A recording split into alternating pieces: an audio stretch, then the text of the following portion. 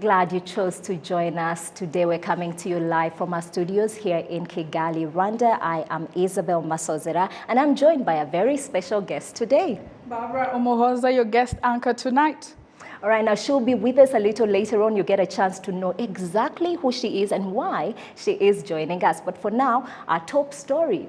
Well, the Prime Minister of Rwanda, Dr. Edouard Ngirente, has called on the Francophonie Members of Parliament to utilize the privilege they have and strive for community progress and welfare, which are the foundation of long-lasting peace. This was during the official opening of the 47th Plenary Session of the Parliamentary Assembly of La Francophonie, currently taking place here in Kigali. Gislin Mugwaneza now reports.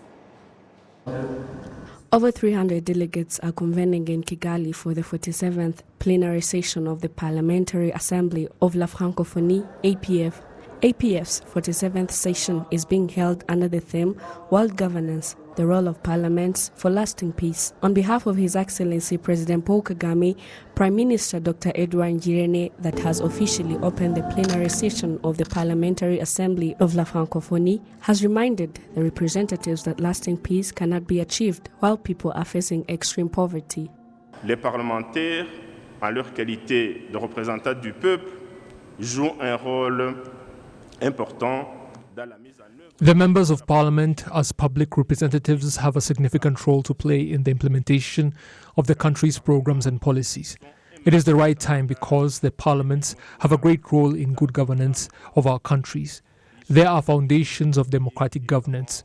Without good governance and authorities that leave no one behind, whatever it may be, while striving for progress and lasting peace, would end in vain. The world is currently facing different things, especially in security. The world has never been more concerned with security issues as it is today. We all know that more of La Francophonie member countries experience terrorist attacks. I want to remind you that the lasting peace we are talking about cannot be achieved while we still have some hindrances in the community welfare. I can give an example of food security, education and caring for the youth, health sector, and above all, there should be the necessary infrastructure. L'éducation et l'encadrement inclusif des jeunes, les systèmes de santé solides, avec à la base de tout cela les infrastructures appropriées.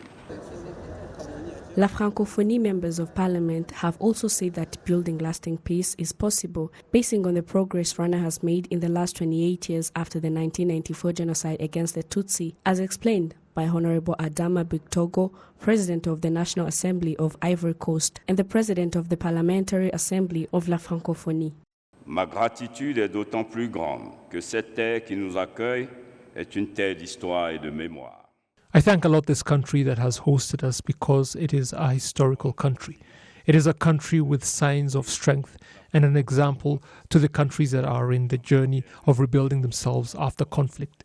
We are not only here because it is in accordance with the laws of the APF, but also we thank the good fight where Rwandans managed to leave behind what separated them for better progress, be it in politics, the economy and welfare, after striving for so many years. That is why I want to thank the good governance of President Paul Kagame that is a light for others. I want to thank him for the good work of rebuilding the country, unity and reconciliation. Those are the things the world and Africa salute for. Cohésion nationale, dont le monde et particulièrement l'Afrique reste admiratif. Rwanda will have an occasion to share its experience on the development in the last 28 years after the 1994 genocide against the Tutsi. Cette session constituera une plateforme privilégiée. There will be a special occasion for sharing the experience among representatives in order to answer questions of those who voted for us. That is why we are thankful to the officials in charge for providing the occasion to share about the resilience of Rwandans, economic development and the community welfare after the 1994 genocide against the Tutsi. Au cours de ces 28 dernières années après le génocide perpétré contre les Tutsis. The 47th Plenary Session of the Parliamentary Assembly of La Francophonie, APF, will be held in Kigali for 2 days.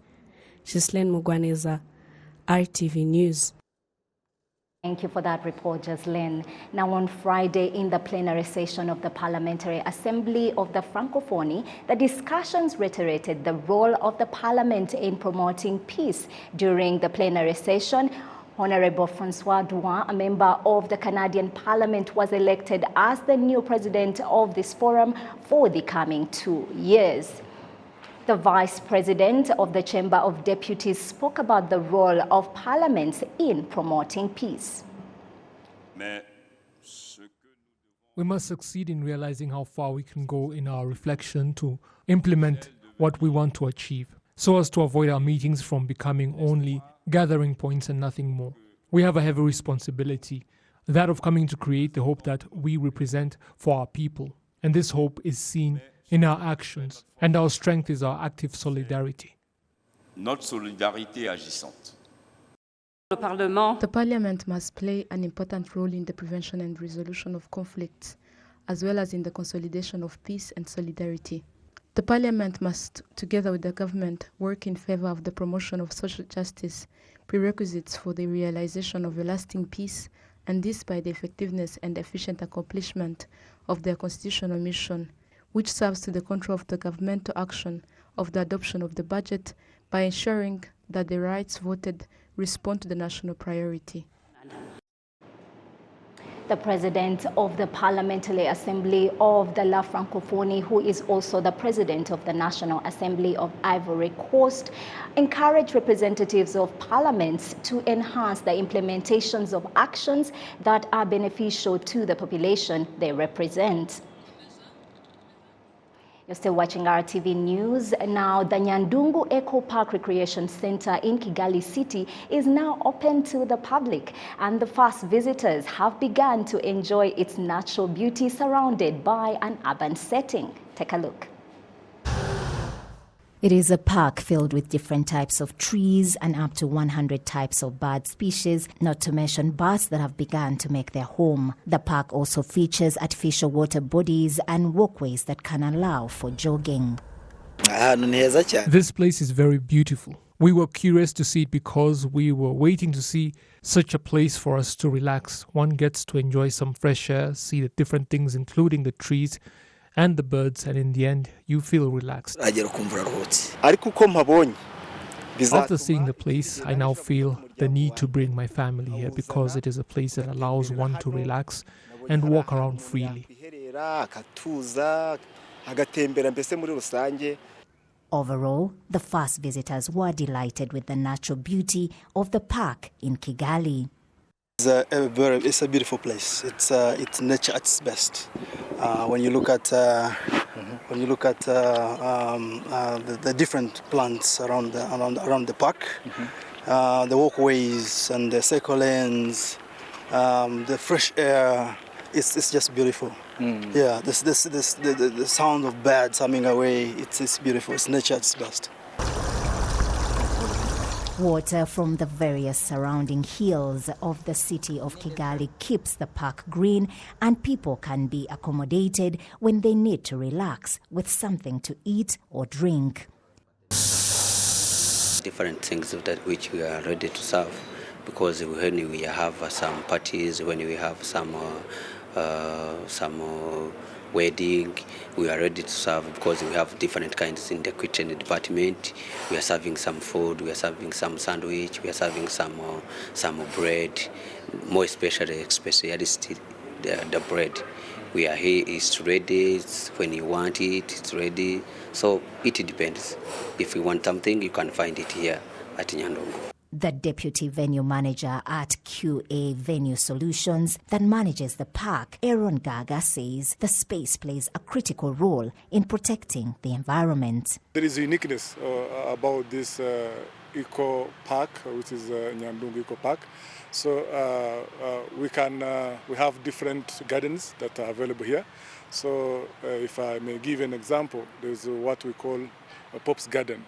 That is a garden whereby Pope, when he came in Rwanda, he changed his clothes in that garden. So that is a very particular space that is really respected, and we could even encourage people to come and visit that garden. So, and also we have also what we call medicinal garden. so where you can find local medicines that we can use locally here. Also, we have also other opportunities for people to come and do jogging. People come and do biking. They can come with a bicycle and you go around the park. So there are many opportunities. Visiting is currently free. However, in the future, people will be informed of the cost of visiting the park. The price, as of now, as I've told you, we've just opened. So we are allowing people to come and enjoy the park with free of charge. But in the days to come, we shall communicate on our social media platforms regarding the pricing and everything. Kigali city authorities have confirmed that more than 100 separate locations have been earmarked for recreational purposes, which will help to boost tourism in a city that is looking to become dominant, with the aim of becoming an international destination for meetings, incentives, conferences, and exhibitions. A fantastic place for you and your family indeed. Now moving on, the 10th graduation ceremony of Agahozo Shalom Youth Village, which is home for many orphans and others who come from low-income families, took place on Friday. It is a school affiliated with the Bank of Kigali as its sponsor. Betty Mutoni brings us this report.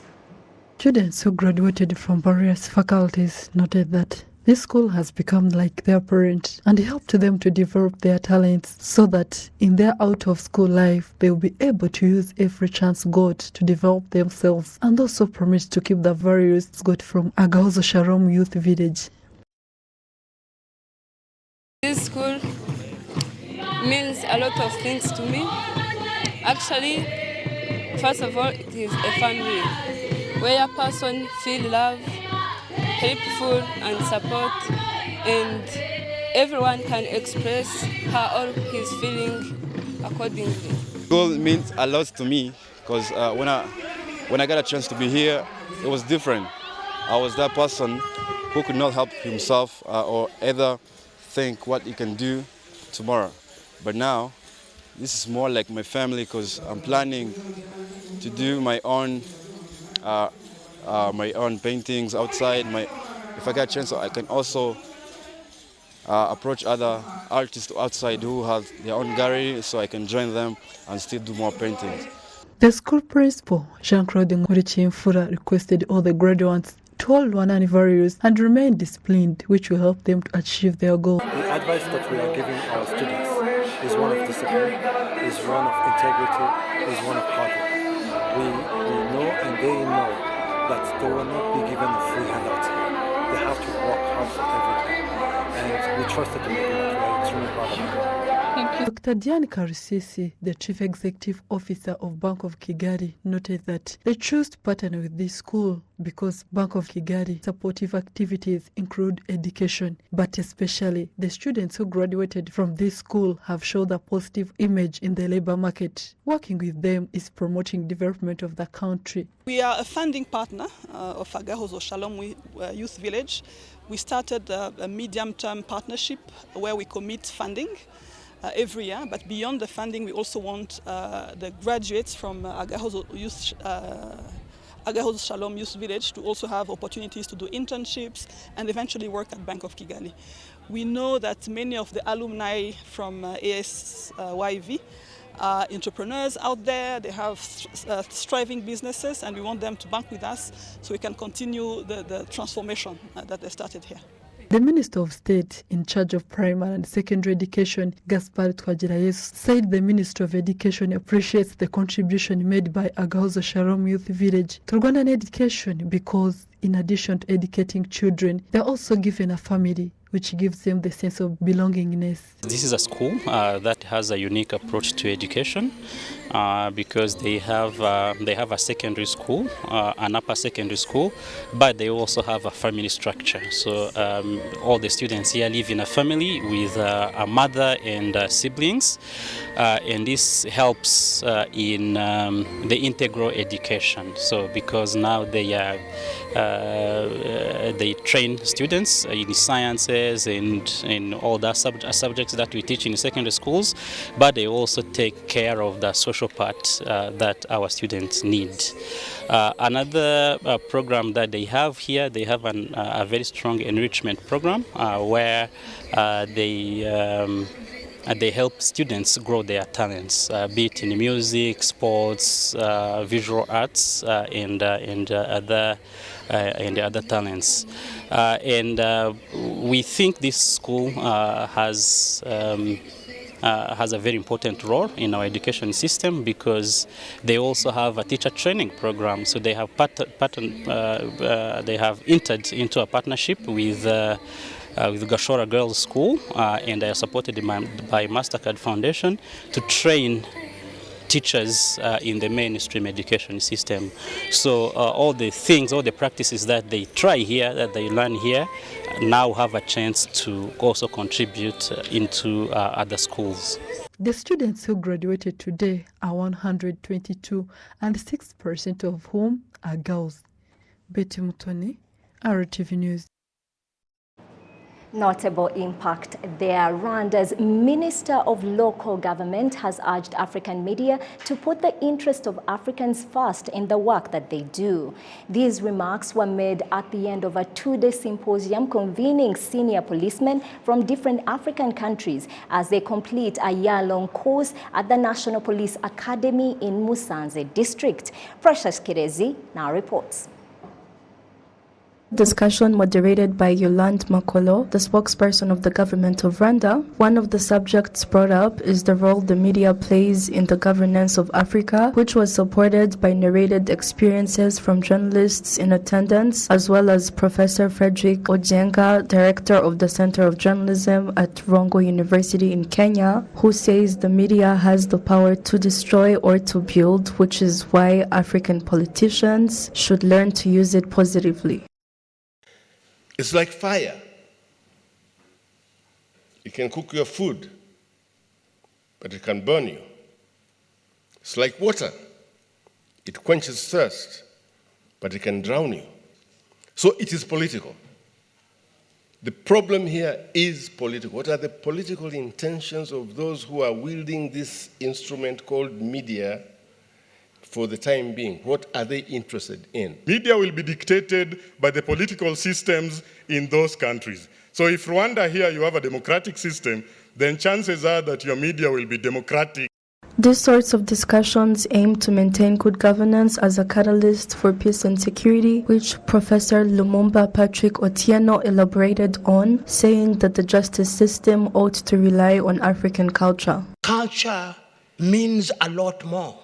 And I'm now saying that as we strengthen our judicial system, let us begin to unpack culture and see how we can infuse it into our judicial system. Because, let me tell you, and I agree with Nana on this, as long as we keep on rethinking and doing the things that we do, and we come before you in symposia after symposia, year after year, and regurgitating things that are alien to our reality, Africa will never know genuine peace. Africa will never know genuine security.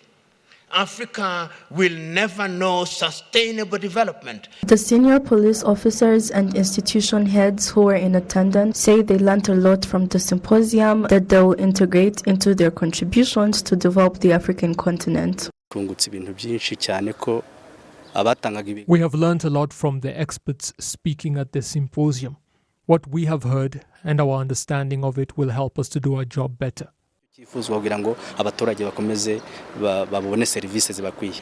all the discussions actually added on what we have learned in the past year in the field of peace, security and development. So everything that was discussed in the symposium was really important.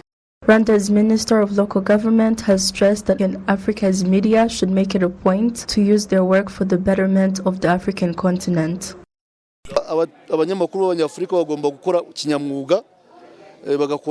African journalists should work for the benefit of the continent. The media should be instrumental in the development of African nations. Citizens should be able to rely on the media as an efficient communication channel between them and their leaders. basubiranamo cyangwa se batagana mu iterambere bifuza. The symposium is held annually at the end of the year-long course. This time around, a group of 34 individuals from Namibia, Somalia, Tanzania, South Sudan, Kenya, Malawi, Zambia, and Rwanda participated. This is the 10th group to conclude the training. Precious Chidezi, RTV News. Thanks for keeping it RTV News, and as promised earlier, we have a very special person in studio today who is my co-anchor, and that is Barbara Umuhoza. She is the author of Shaped, a book you must get a hold of. Barbara, welcome. Thank you so much, Isabel, for hosting me on RTV News tonight. And thank you for helping us carry through the international news. Thank you. Thank you so much. How was the experience? Wow. There is a fast for everything. Absolutely. And this is a huge fast. I think you did amazing. We might have to talk to you nicely after this. Thank you. But talk to me, Shaped. What inspired you to write this book? Well, it's interesting because when I started writing this book, it didn't start as a book. It started as journaling. And we were in the first lockdown of COVID-19. That was in March 2020. And we were locked down in our homes. We didn't know when we were going to leave our homes. So I had to find something to keep myself busy. I started journaling because I knew the impact on mental health done by journaling. When you journal, when you release what you're feeling, what you're thinking. So while we're in the lockdown, we're not leaving the homes, we're not doing anything. Why not? I was like, okay, maybe I should journal. And that's how I started journaling. I journal, and it ends up not being a journal. It becomes 6 pages. It becomes 6 pages. 6 pages? 6 pages. I share the 6 pages with one of my dear friends, and I tell him, can you have a look at this? What does this mean? He looks at it and he says, this is a book. We are writing a book. And how did that feel like in that moment? I thought it was crazy, to be quite honest. I was like, I'm not a writer.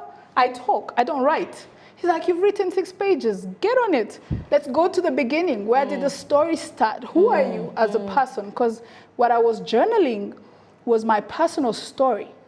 And he told me this particular chapter is not who you are entirely. So go back to the beginning and tell us who you are entirely. And I told him, it's never becoming a book. I'm never putting my life out there. Let's just write. Let's keep ourselves busy in COVID-19.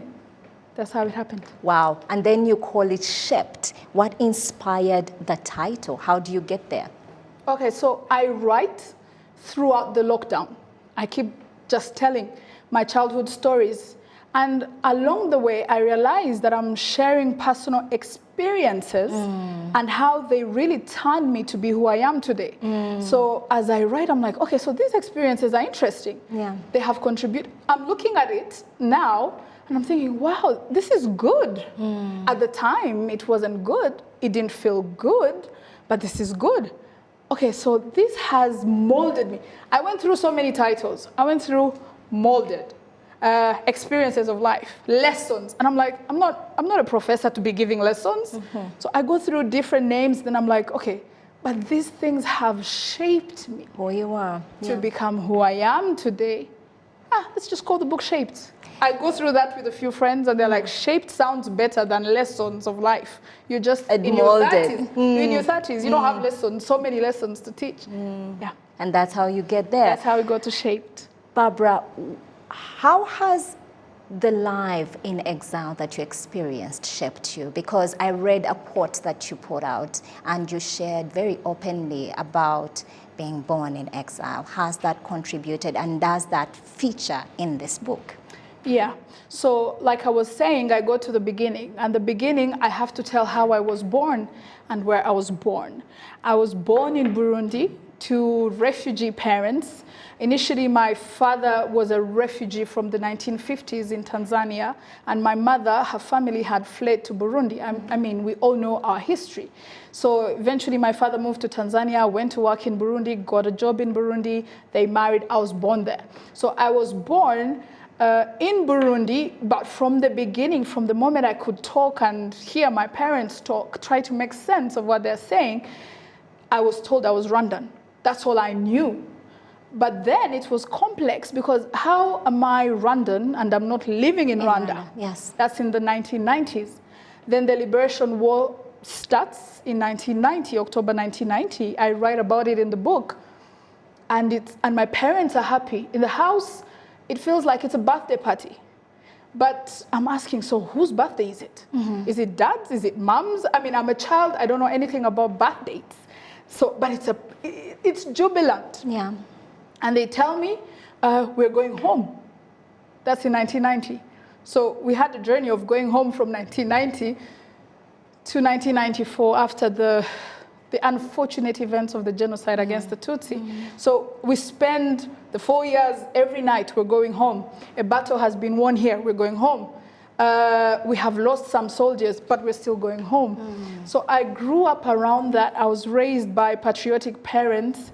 So I posted the card and I said, born as a refugee child, it was bittersweet because one moment our parents were happy because a war was being won. Yes. But then the next moment, something has happened. And then when the genocide happened, it turned. It became more bitter than sweet. So when I was going to the beginning of the story. Of what shaped me, I go back to my parents who shaped me. I also write it in the book that's when I caught the patriotic bug, because we would listen to Radio Muhabura every night. Yeah. Every night. And I loved the stories. I didn't know what they meant, but they were so vibrant. Yeah. So I developed, I'm going to share a little bit. I developed a love for the news, and we would listen to Muhabura throughout the night, the day. And I would tell my parents that in the evening when you come back, I'm going to share with you what they said on Radio Muhabura. So I was a chatterbox. Yeah. So is that how also your love for the media was sort of the seeds were sown? My love for communications. I loved communications from that age. I loved watching the news. I still love watching the news. But I have a father whose background was in medicine. He thought the best career option for his daughter was medicine, and I disappointed him terribly. The story for most African children. All African children either have to be lawyers, doctors, surgeons, the big things. But I went for communications. But I hope that he is so proud. He's watching the news. He's watching the news now. I hope he's proud. He must be. Well, we are proud. But you are having the launch of the book that is coming up soon, and at the same time, you're launching something quite special. Could you talk to us about that? Yes. So I sit with my friends and I tell them there is a book coming out. They knew the book was coming out anyway. They were helping with the book.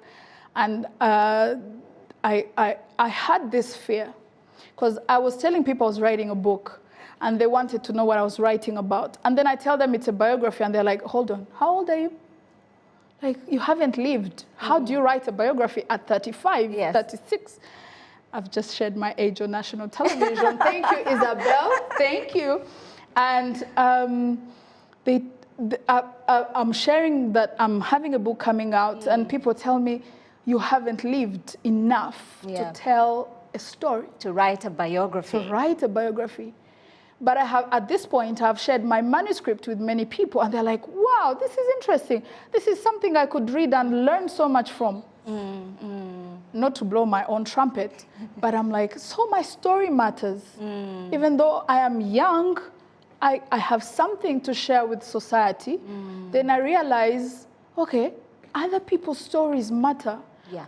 I look at our society, our Rwandan society, and I realize our way of storytelling is oral.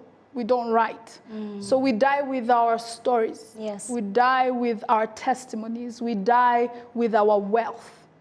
So many books are buried in Remera. So many books are buried in Rusororo. And no one will read it. Our children, our grandchildren will never read them. Yeah. And I realized, so do I want to shelve this manuscript? Do you want to join those that Do I want to join? And I said, no, our stories matter. And we're starting with mine.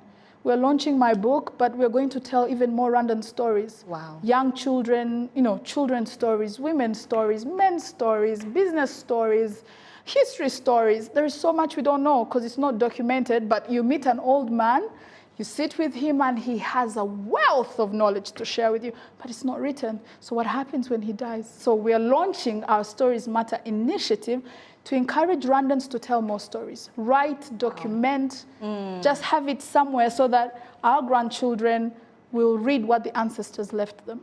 Barbara, beautiful. Thank you. But before I let you go, and our time is fast spent, I wish we had more time.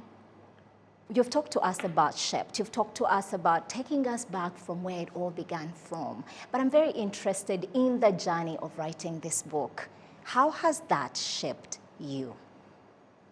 We don't have time for that answer. Summarize it for us. A lot of no's again, and then yes. And then one yes leads to 3 no's, and then a yes. So it has been an interesting journey. I've learned so many things. I've learned to negotiate. I've learned to persevere.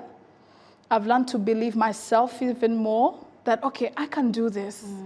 I mean, I'm not Daniel Steele, but I'm Barbara Umuhoza with my Rwanda name. I can tell a story. I can help more Rwandans tell a story. So let's keep pushing. Wow. This is a project that has gone on for 2 years. I mean, think about it, from 2020 to 2022. A lot of perseverance and patience and taking the pressure and saying, okay, it hasn't worked out today. Tomorrow morning, we're going back. Try again. So we'll 2 years. 2 years. 2 years. All right. Now, final question. How can people get the book real quick? So the book is going to be in stores from the 18th. From the 18th. From 18th. And how can they keep updated? Yes, we will update them on social media, on Twitter. I'm very active on Instagram, on Facebook. We're going to have a lot of marketing stuff out there. But the book will be in Ikirezi, it will be in Caritas, and also Charisma, hopefully. But we'll definitely deliver to them also. So everything will be shared to them. They will get the book. Thank you so much for talking to us. Thank you so much, Isabel. Thank you for anchoring with me. I hope I did well. You did great. Thank you. Well, make sure that you grab her book. It is called SHEPT, but do not go away. We still have some more for you.